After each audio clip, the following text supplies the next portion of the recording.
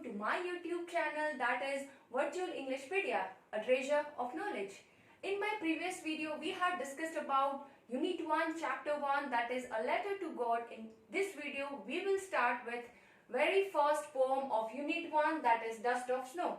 Before we start, we will include certain points, so let us see that points. First we have about the poet, next we have explanation of the poem, summary of the poem and literary devices. The poem Dust of Snow is written by Robert Frost, which is a very simple, short and sweet poem, yet with a deeper and longer meaning. Robert Frost was an American poet.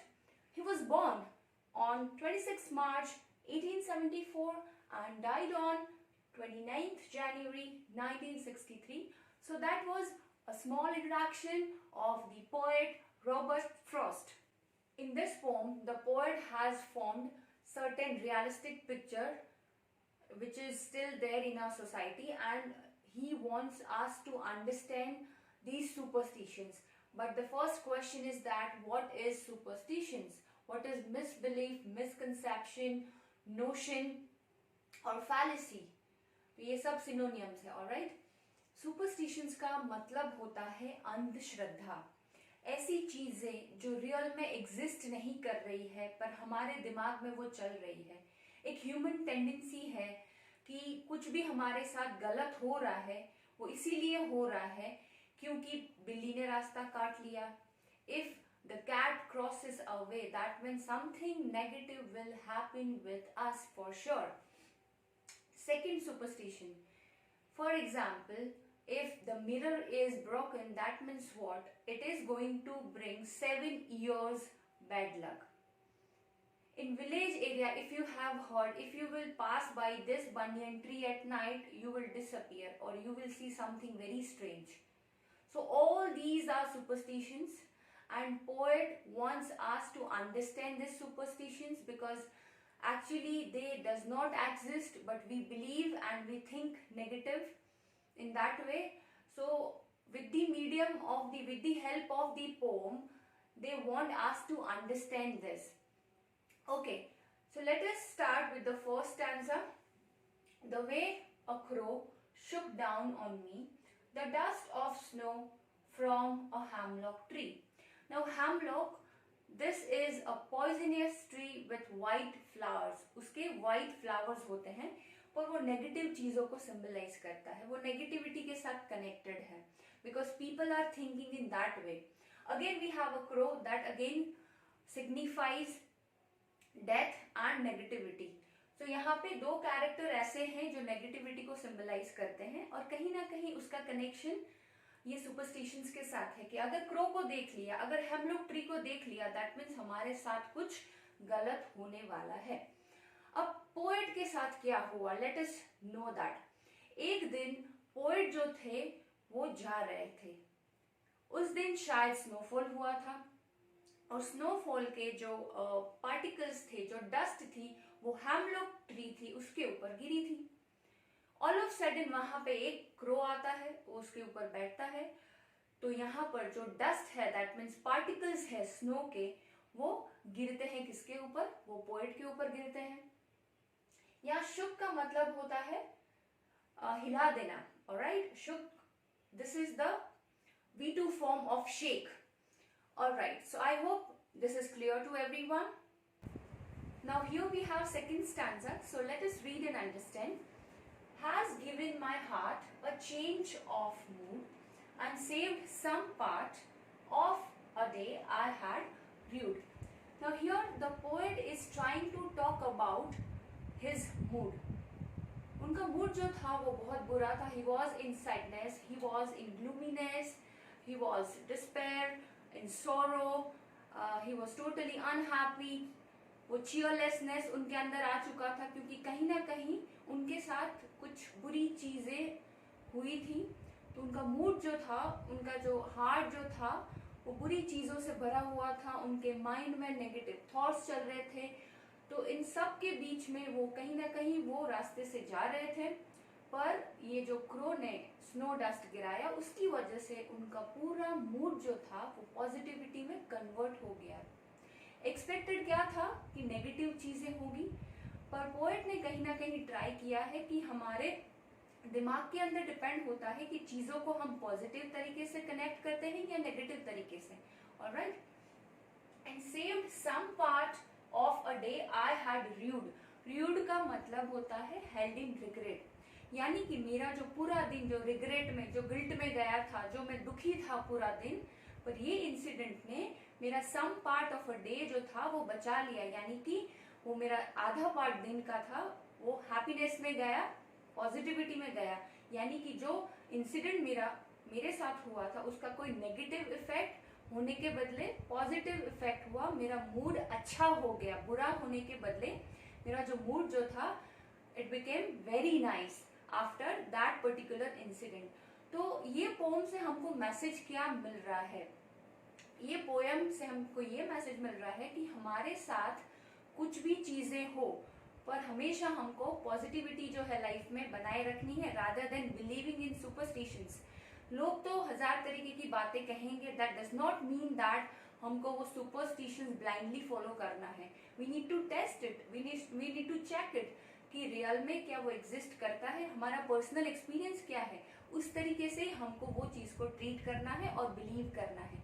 So always believe in yourself rather than just blindly following the superstitions. ये हमारा human tendency होता है कि blindly चीजों को follow करना. सो ये poem के द्वारा हमको बहुत अच्छा मैसेज मिल रहा है. Alright, so let us take the summary part of this poem. The short poem is written by Robert Frost, lights upon the unimaginable healing power of nature and tiny things. Now here the poet is focusing on the unimaginable healing power of nature. Nature जो है उसमें बहुत ज्यादा power है, बहुत ज्यादा positivity है अगर हम उसमें बिलीव करें तो. हमारे पास ये पोम में दो एजेंट है, that is crow and hemlock tree, और जो बहुत ज्यादा नेगेटिव चीजों से जुड़ी हुई है. एक्चुअल में वो नेचर का एक पार्ट है, एजेंट ऑफ नेचर है, बहुत इनोसेंट है, उनका कोई भी दोष नहीं है, कोई भी बुरी चीज होती है पर लोगों ने उनको बुरी तरीके से कनेक्ट कर दिया है. From a bad mood to ill health, there is nothing that can't be cured by nature. कोई भी बुरी चीज जो है वो क्योर हो सकती है नेचर के द्वारा. वो चाहे आपका बुरा मूड हो या कोई बुरी किसी की हेल्थ हो, सारी चीजें नेचर के थ्रू क्योर हो सकती है. The author was experiencing one such bad day when a crow's movement near a hemlock tree dusted snow upon him. एक बुरा दिन उनका भी था, पर उस दिन क्रो ने क्या किया था, स्नो गिराया, उसकी वजह से उनका पूरा दिन अच्छा हो गया. The snow instantly makes him happier. जैसे ही स्नो उनके ऊपर गिरा वो बहुत ज्यादा खुश हो गए, क्योंकि वो बहुत छोटा सा इंसिडेंट था, पर ये छोटा सा इंसिडेंट जो है वो भी बहुत ज्यादा मायने रखता है अपनी लाइफ में. His day gets a lot better. Thus, the supremacy of nature as a whole made him realize how petty his problem was. ये नेचर के सामने उनका जो प्रॉब्लम था वो कितना छोटा था वो उनको रियलाइज हुआ. The fact that hemlock tree is poisonous combined with crow being the indicator of doom and fear, the poet through this objects has tried to highlight that sometimes creatures linked with negative aspects of life can be the bringer of change and happiness.